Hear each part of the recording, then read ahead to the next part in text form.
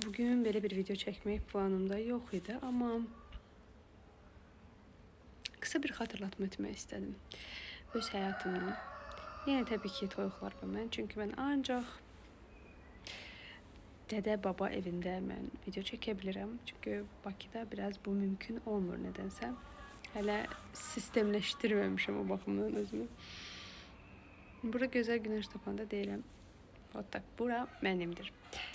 Bir anın içində o qədər şey yaşayırıq ki və bəzən bu bizə dərs olur, nələrisə götürməyə, bəzənsə olmur. Həyat heç də göründüyü qədər sonsuz deyil. İnsan bunun fərqinə varmır, amma biriləri həyatdan gedərkən, o kökdən bir budaq daha əksilərkən, niyə kök deyirəm? Çünki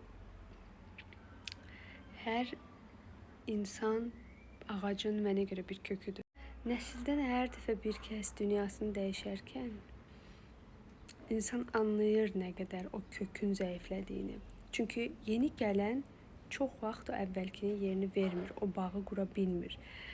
Bu tam əslində spesifik bir şeydir. İnsandan insana dəyişir.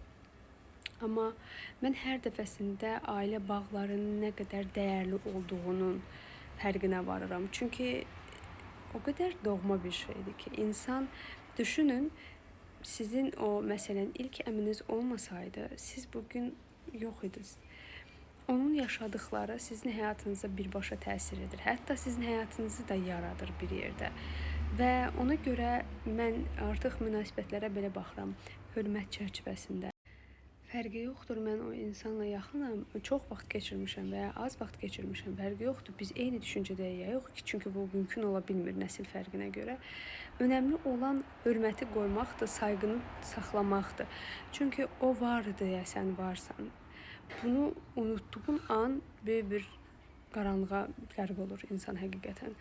Çünki bir növ necə deyərlər, minnətdar olmağı bacarmalısan, təşəkkür etməyi bacarmalısan.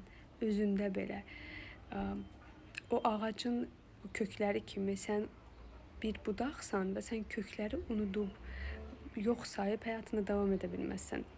Onu etdiyin an ağac səndən imtina edəcək. Bir yerdə bir şeylərin qədrini bilmək, qiymətini bilmək, heç nə yox, o sayğını, hörməti qaytarmaq çox vacibdir və çox da önəmlidir.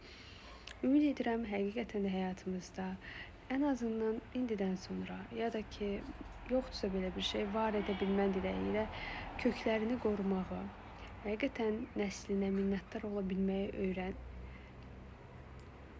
Onlar var deyə varsan, bugün buradasan.